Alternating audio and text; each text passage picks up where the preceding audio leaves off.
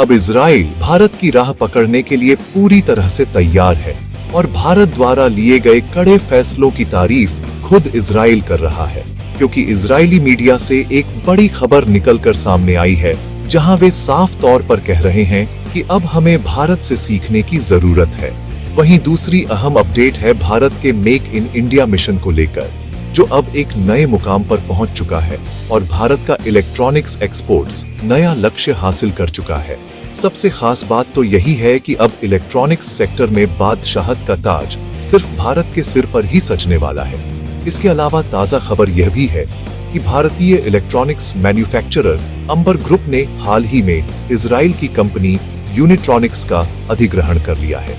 लेकिन दूसरी ओर चौंकाने वाली जानकारी यह है कि आखिरकार भारत को ऐसी कौन सी मजबूरी आ गई कि यूरोपियन यूनियन के साथ फ्री ट्रेड एग्रीमेंट के लिए जर्मनी का सहारा लेना पड़ा। तो आइए इन सभी खबरों का विस्तार से विश्लेषण करते हैं। हम आपके लिए ऐसे ही गंभीर मुद्दे लाते रहते हैं जिन पर बहुत कम मीडिया चर्चा करता है, इसलिए वीडियो को लाइक करके चैनल को सब्सक्राइब जरूर कर लीजिए। चलिए सबसे पहले बात करते हैं भारत और इजराइल की हालिया स्थिति पर। असल में यह सब जानते हैं कि भारत और इजराइल घनिष्ठ मित्र हैं।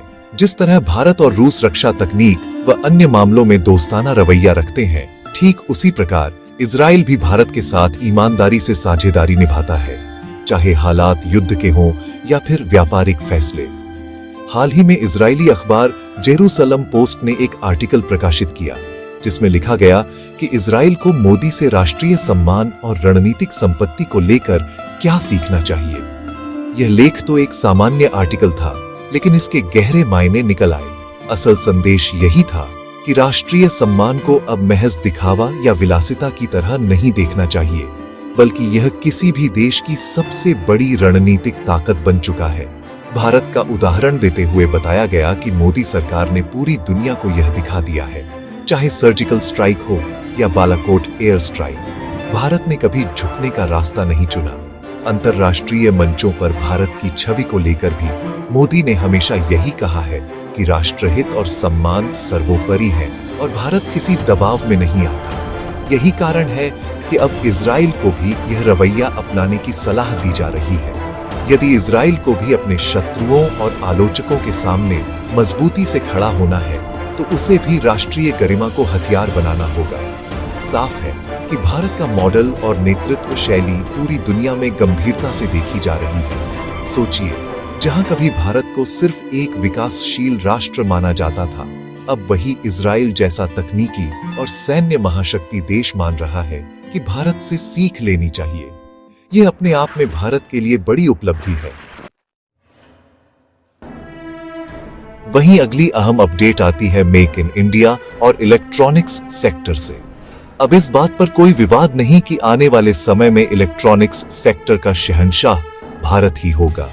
रिपोर्ट के मुताबिक इस साल की पहली तिमाही में भारत के इलेक्ट्रॉनिक्स एक्सपोर्ट्स में 47% की रिकॉर्ड वृद्धि दर्ज की गई है। इतना ही नहीं, अब 99% मोबाइल फोन भारत में ही बन रहे हैं। यह वही भारत है जहां कभी मोबाइल और इलेक्ट्रॉनिक डिवाइस पूरी तरह आयात पर निर्भर थे। तब कहा जाता था कि भारत केवल सॉफ्टवेयर में ही मजबूत है और हार्डवेयर बनाना संभव नहीं। लेकिन मेक इन इंडिया और प्रोडक्शन लिंक्ड इंसेंटिव यानी PLI जैसी नीतियों की वजह से भारत न केवल अपनी जरूरतें पूरी कर रहा है, बल्कि दुनिया भर में निर्यात भी कर रहा है। इसका नतीजा यह है कि भारत इलेक्ट्रॉनिक्स का हब बनने की दिशा में तेजी से बढ़ रहा है।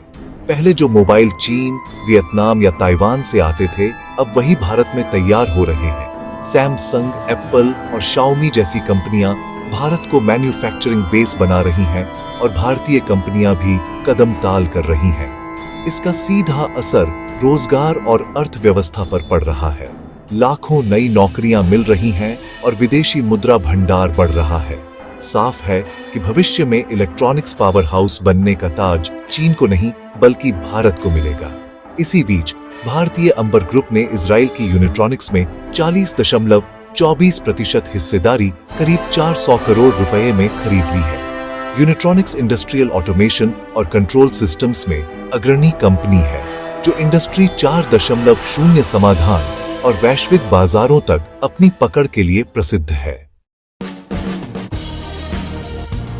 इस डील से अंबर ग्रुप को दो बड़े फायदे होंगे। पहला, उन्नत टेक्नोलॉजी और इनोवेशन का लाभ भारत को मिलेगा। दूसरा, अमेरिकी और यूरोपीय बाजारों तक बेहतर पहुंच हासिल होगी। खास बात यह है कि इस अधिग्रहण के लिए किसी सरकारी अनुमति की जरूरत भी नहीं थी और यह अगले 60 कारोबारी दिनों में पूरा हो जाएगा। अंबर ग्रुप पहले से ही 7,000 करोड़ रुपए की विशाल कंपनी है जो consumer durables, wearables, telecom equipment, automotive solutions, energy metres और डिफेंस प्रोडक्ट्स बनाती है। ऐसे में यूनिट्रॉनिक्स के जुड़ने से यह और ताकतवर हो जाएगी। यह दिखाता है कि भारतीय कंपनियां अब घरेलू स्तर से आगे बढ़कर वैश्विक स्तर पर भी बड़े अधिग्रहण कर रही हैं। यह साफ सबूत है कि भारत इलेक्ट्रॉनिक्स सेक्टर का भावी राजा बनने की दिशा में है। अब बात करते हैं भारत की एक और कूटनीतिक रणनीति पर। दरअसल भारत ने जर्मनी से मदद मांगी है ताकि यूरोपियन यूनियन के साथ फ्री ट्रेड एग्रीमेंट को आसान बनाया जा सके। खबर है कि जर्मनी के विदेश मंत्री जोहान वेडेफुल हाल ही में दिल्ली आए और उन्होंने कहा कि जबकि अमेरिका जैसे कई देश ट्रेड में रुकावट डाल रहे हैं, भारत और जर्मनी को इसका उल्टा करना चाहिए। दोनों को मिलकर व्यापार को और खुला बनाना होगा। भारत के विदेश मंत्री ने भी भरोसा जताया कि यू वार्ता में हमें जर्मनी का समर्थन मिलेगा। इसका सीधा मतलब है कि भारत यूरोप के साथ व्यापारिक रिश्तों को ऊंचाई पर ले जाना चाहता है। अगर यह एफटीए हो जाता है तो भारत का यूरोप को निर्यात कई गुना बढ़ जाएगा और कंपनियों को टैक्स ऑफ टैरिफ कम देना होगा। यह भी ध्यान देने वाली बात है कि ईयू के साथ यह बातचीत लंबे समय से अटकी हुई थी, लेकिन अब भारत ने सीधे जर्मनी जैसे शक्तिशाली देश को साथ लेकर इस डील को आगे बढ़ाने का फैसला किया है। अब देखना यह है कि इन सभी घटनाओं को लेकर बाकी लोग क्या राय रखते हैं। अपनी राय नीचे कमेंट में जरूर बताएं। वीडियो को लाइक, सब्सक्राइब और अपने दोस्तों तक जरूर शेयर करें। जय हिंद, वंदे मातरम।